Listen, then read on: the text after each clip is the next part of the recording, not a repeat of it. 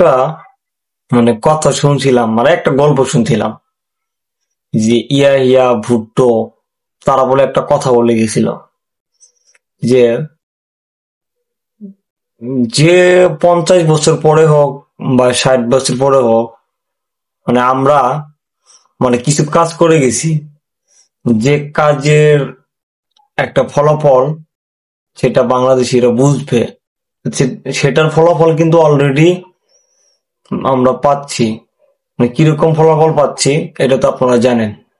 আপনারা দেখবেন যে বাংলাদেশে বর্তমান মানে পাকিস্তান প্রেমীর অভাব নাই।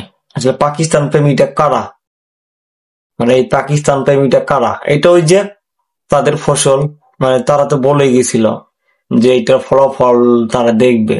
তো তাদের ফলাফলই হচ্ছে বর্তমান পাকিস্তানি প্রেমীরা। তারা এটা পয়দা করে গেছিল, সেটা বংশ বিস্তার করতে করতে আজকে তারা পাকিস্তান প্রেমী হয়ে গেছে। এটাই বাস্তব।